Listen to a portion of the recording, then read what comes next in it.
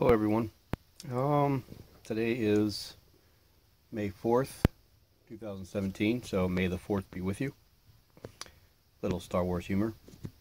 New stuff came from my trades for the roaches. There is the 5 kilo Brachy's discalus, a Holothele sanguinicepus right here,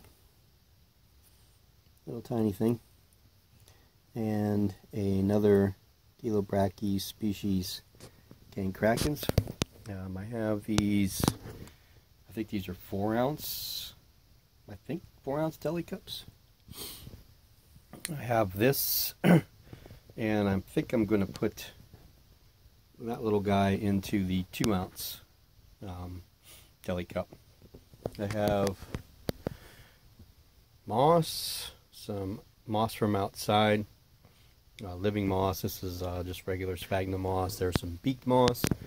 We have a bag of leaves, dried up leaves.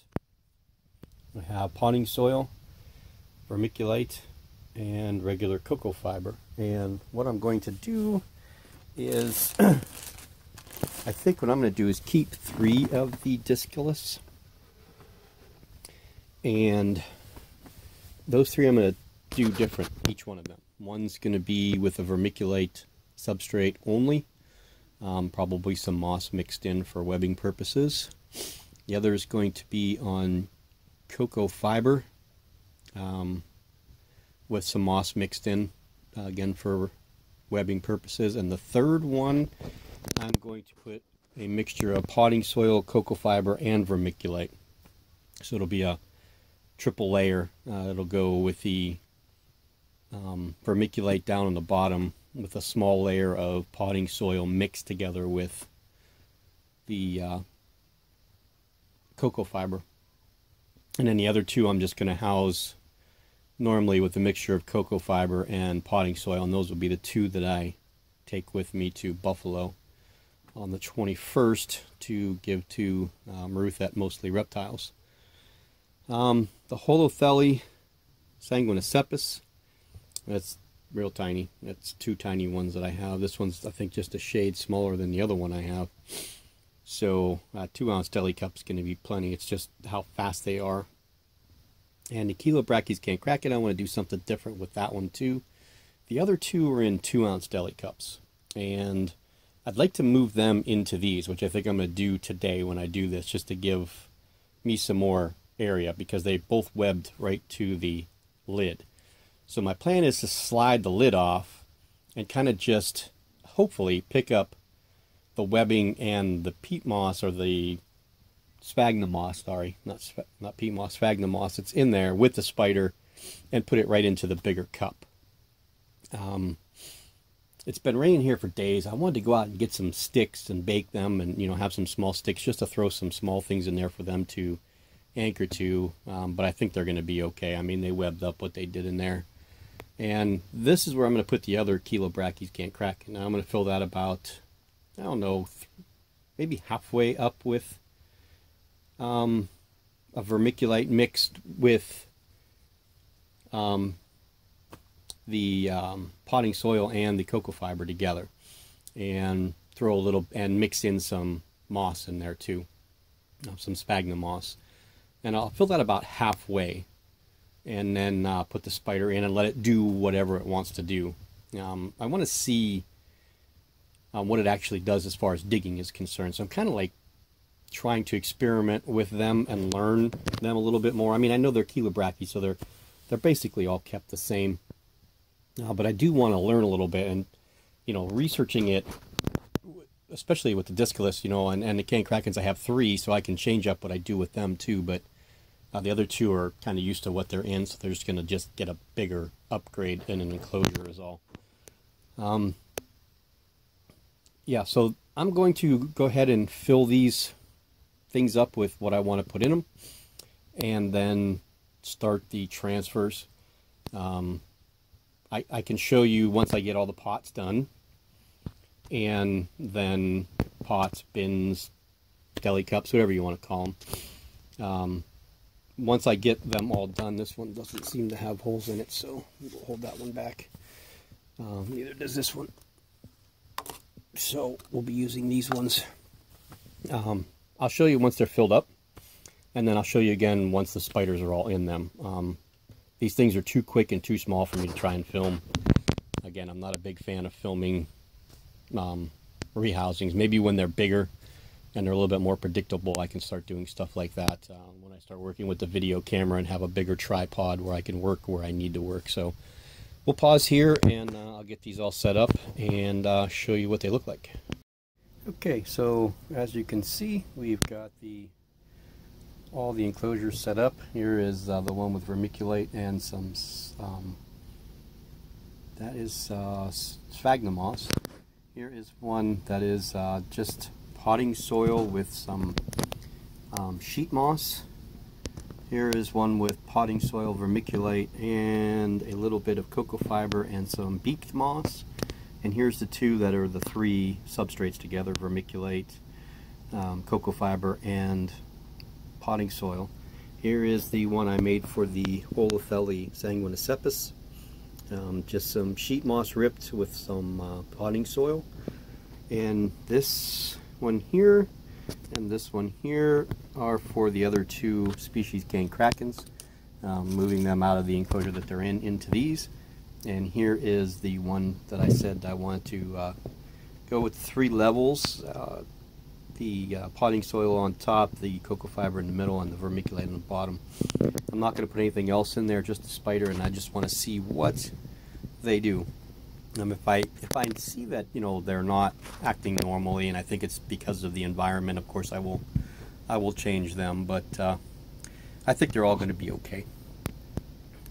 So yeah, so now the daunting task of getting these 3 little buggers into their little homes without any of them running up my arms. So wish me luck, and I'll be back as soon as all the spiders are in. Just I thought maybe I'd do this so that you guys can see how I kind of rehome most of my spiders. Not all of them. The slower spiders I kind of just go from enclosure to enclosure, but getting them out of these straws and into this. Last time I had a couple, well, at least one of the gang krakens that ran up my arm. So if they do kind of like run into the enclosure and out, I want them to be in something that's kind of taller.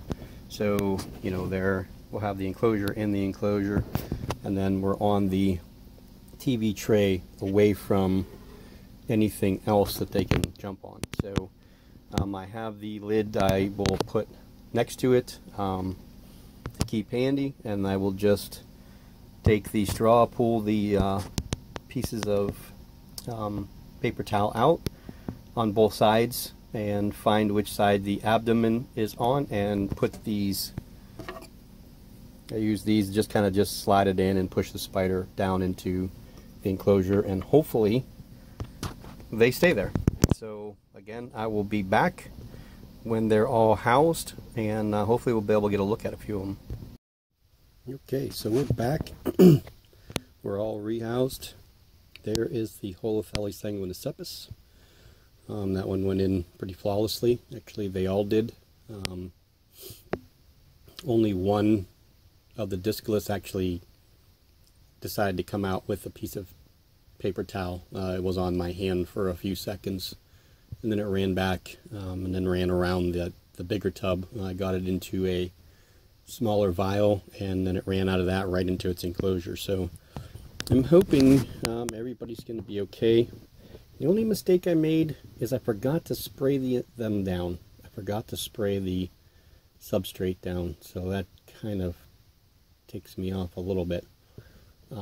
What I want to do is get Legos in there. I still have some Legos from my kids here, so I'm going to use Legos as water dishes, but I'd like to see them do what they're going to do for the next 4 or 5 days first.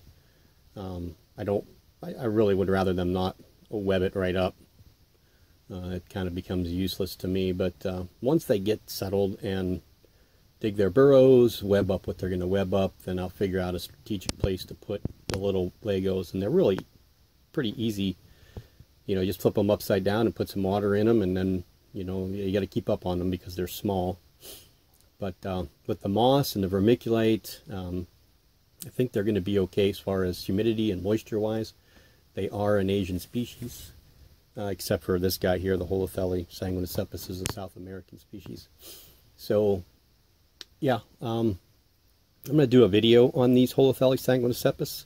I do have the one that's a little over an inch long, and then I have two slings. I'll do a video on them, and I had a request from Eric Weiss to do a video on the Ephebopus cyanognathus. I'm going to do my best. I'll get the video done. I just don't know how much we're going to see the spider because it is kind of reckless. So, yeah, that's the Holothele sanguinicepus. Here is...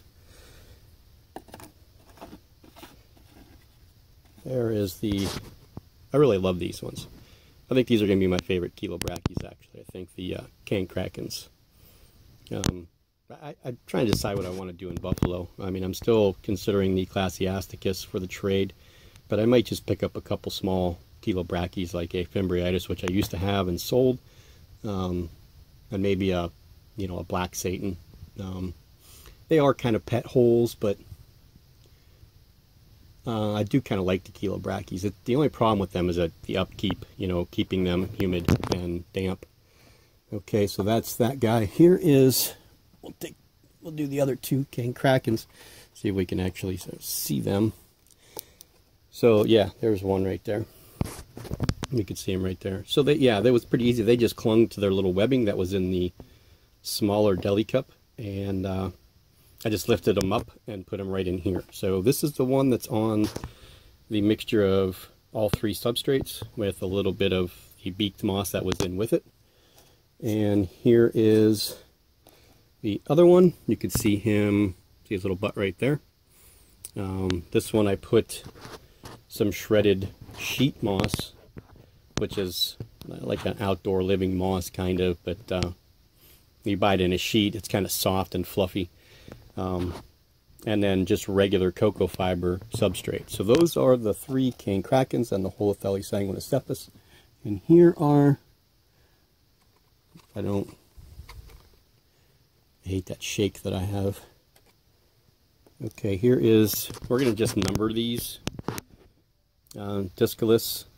These are Chilobrachys discalus. They're really pretty. Females are really, really pretty. Kind of like I just talked to John Sanchez, and he said they're kind of like a cheaper electric blue.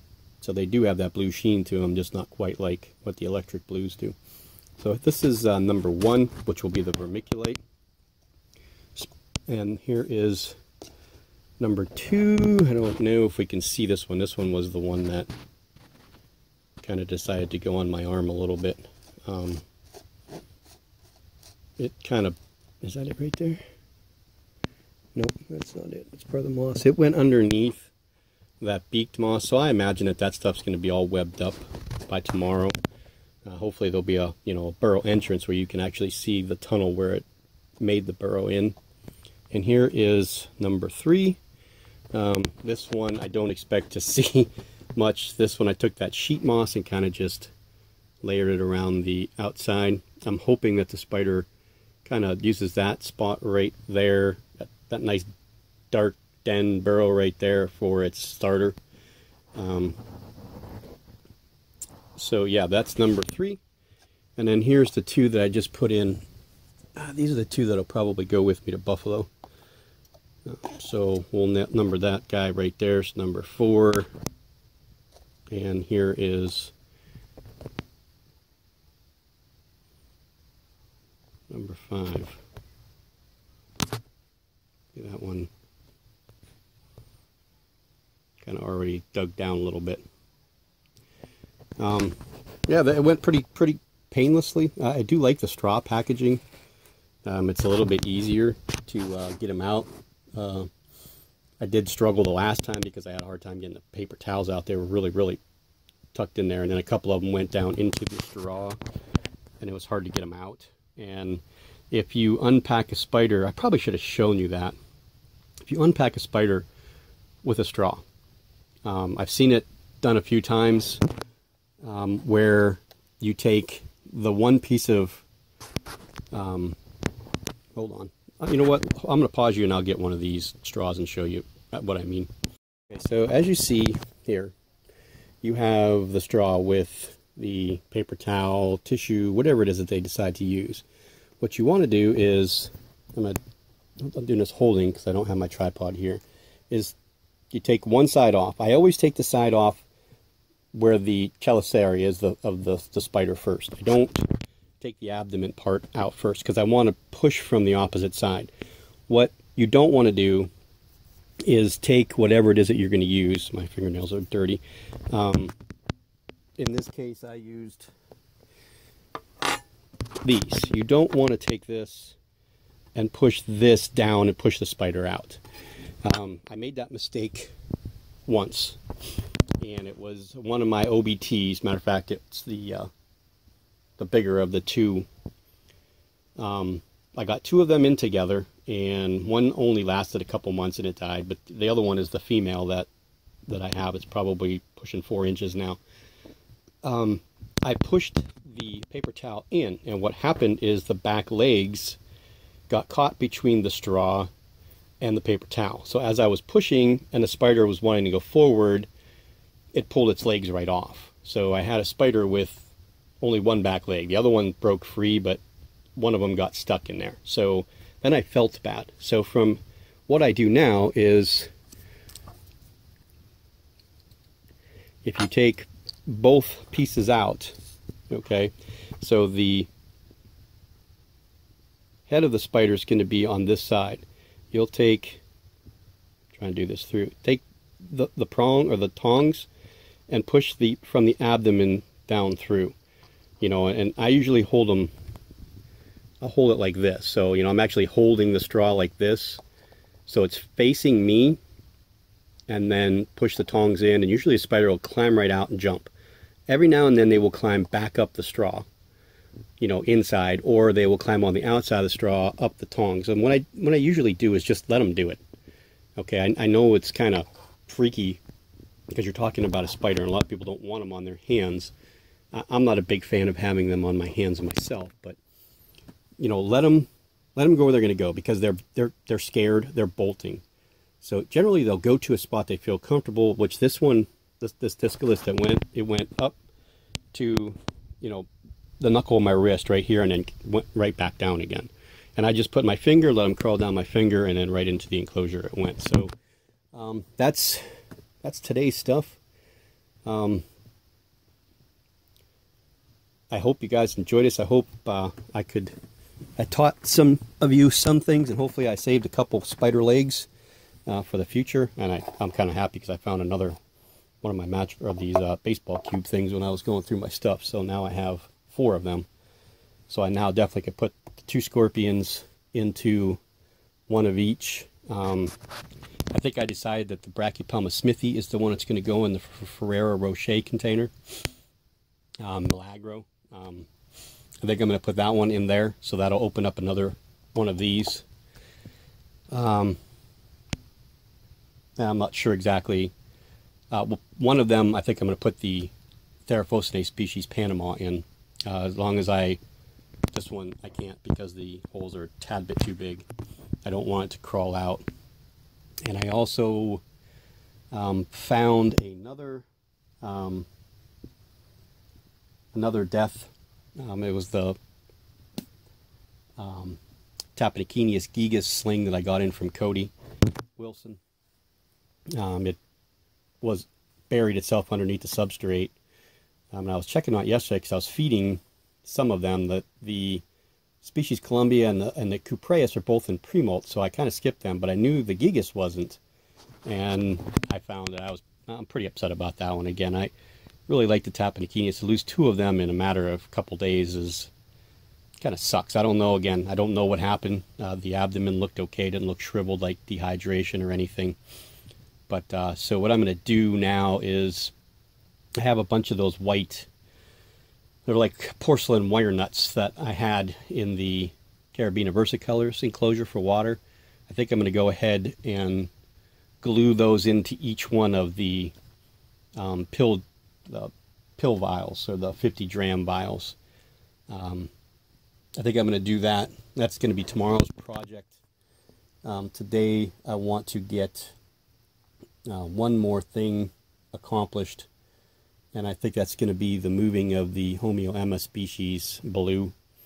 I have to see what I have as far as those 1/24 scale die cast. If I have a big enough one, it's going to go on that. I want it in something clear plastic, just because I like that spider so much, and it's such a pretty spider. I want to be able to see it, you know, without having taken the top off all the time. I hate having to take the top off to see some of them spiders. And I mean, some of those enclosures are real nice that I got from that Systema. They're nice enclosures. They have nice little latches on the side. They are, you know, they're visible, but they still have that smoky look to them, so it's kind of hard to get pictures through them.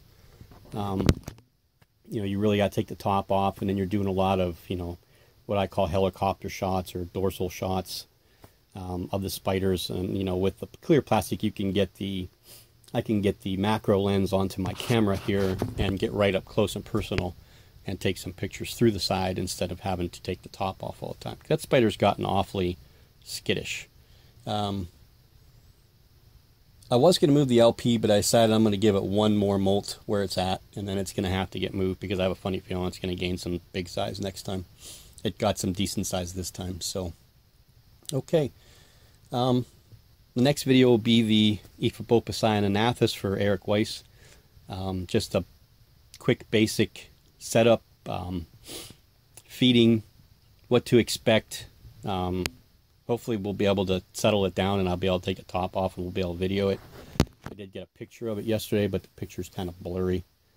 Sometimes the, you know, the camera, it looks good like I'm taking the picture, but then once I see it on the camera itself, it looks kind of crappy. So, okay, that's what I think I'm going to do next is see what I got for the Homeo Emma species blue.